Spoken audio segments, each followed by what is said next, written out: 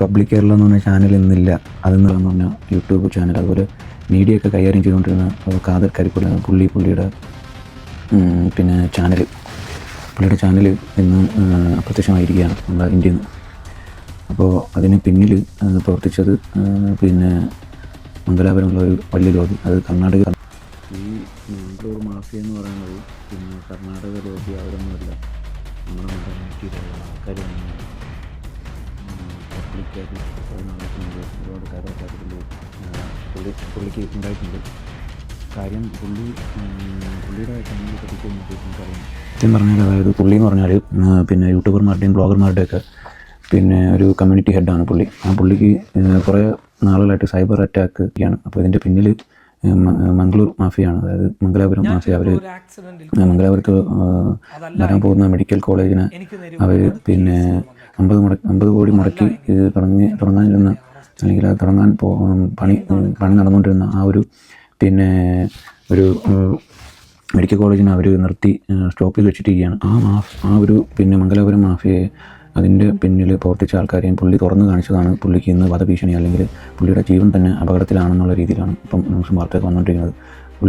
പുള്ളി തന്നെ പറഞ്ഞു പുള്ളിയുടെ പിന്നെ ജീവന് ആപത്തിലാണ്. ഞാനിത് പറയാൻ കാരണം എന്ന് വെച്ചാൽ മെഡിക്കൽ കോളേജിന് എതിരെ നടക്കുന്ന സമരമാണ്. പുള്ളി ഒരുപാട് പിഞ്ചു കുഞ്ഞുങ്ങൾക്ക് വേണ്ടിയിട്ട് ശബ്ദം ഉയർത്തിയ ആളാണ്, അതായത് ജനങ്ങൾക്ക് വേണ്ടി ശബ്ദം ഉയർത്തിയ ആളാണ്.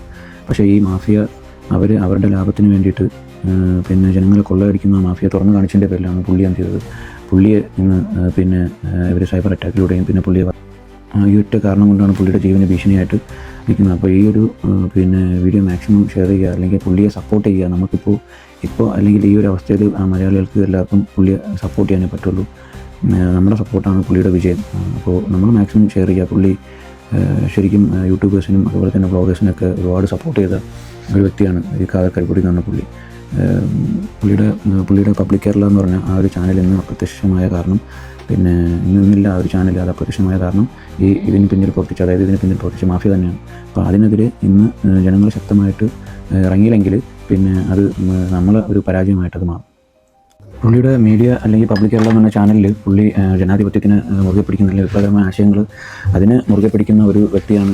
അതിലൂടെ വളർന്നു വന്ന ഒരു വ്യക്തിയാണ് ഈ പറഞ്ഞ ഖാദർ കരിപ്പുഴ എന്ന വ്യക്തി. ആ പുള്ളിയുടെ മീഡിയ ചാനൽ ഇന്ന് അപ്രത്യക്ഷിതമാണ്.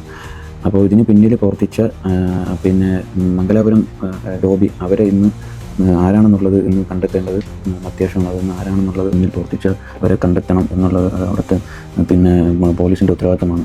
അപ്പോൾ അതിനെതിരെ എല്ലാ ജനങ്ങളും ശക്തമായി തന്നെ ഇറങ്ങണം. അതുപോലെ തന്നെ പിന്നെ പുള്ളിക്ക് വേണ്ട എല്ലാവിധ സപ്പോർട്ടും, നമ്മളാൽ കഴിയുന്ന എല്ലാവിധ സപ്പോർട്ടും പുള്ളിക്ക് കിട്ടണം. കാരണം പുള്ളിയുടെ ഭാഗത്ത് ഒരു തെറ്റുമില്ല എന്ന് തന്നെയാണ് എനിക്ക് പറയാനുള്ളത്, ഞാൻ മനസ്സിലാക്കിയത്.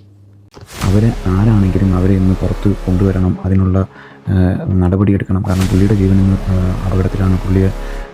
പുള്ളിയെ വധശ്രമത്തിന് തന്നെ പിന്നെ പുള്ളിക്ക് കൊട്ടേഷൻ കൊടുത്തിരിക്കുകയാണ് ഈ മംഗലാപുരം ലോബി.